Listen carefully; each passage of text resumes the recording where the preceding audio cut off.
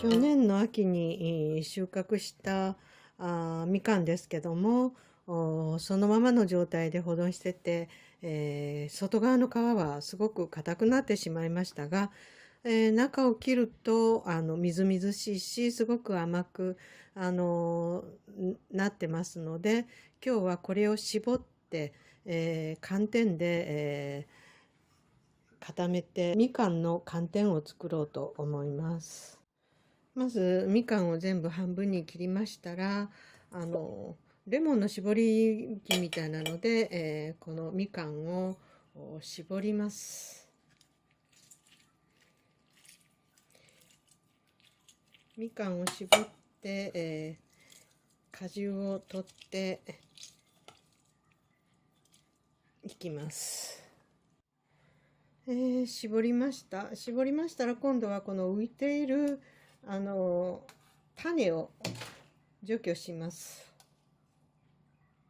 実は残します。みかん30個で 500cc ちょっと出ました。で、この容器に入れて上澄みを少し 100cc ほど100から200、200ぐらい取ります。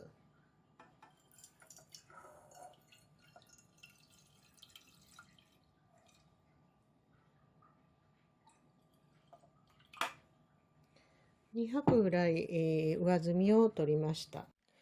200cc ほど入れた上澄みの方を火にかけます。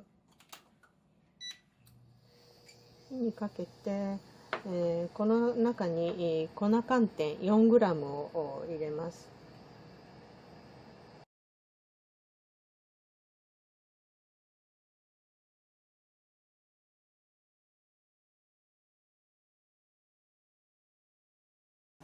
溶けたら1分ほど煮ます。1分ほど火を通して溶かしてしまいます。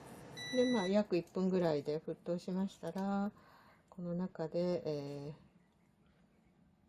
このまま少し、粗熱を取ります。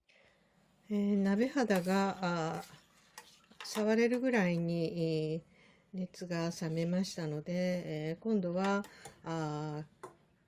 実が少し入ってる元のジュースの残りの方に少しずつ入れて、かき混ぜていきます。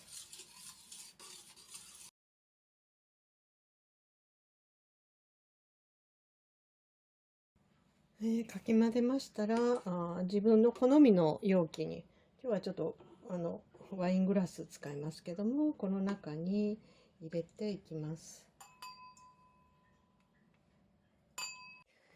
硬くなって捨てようかなと思ったみかんですけども、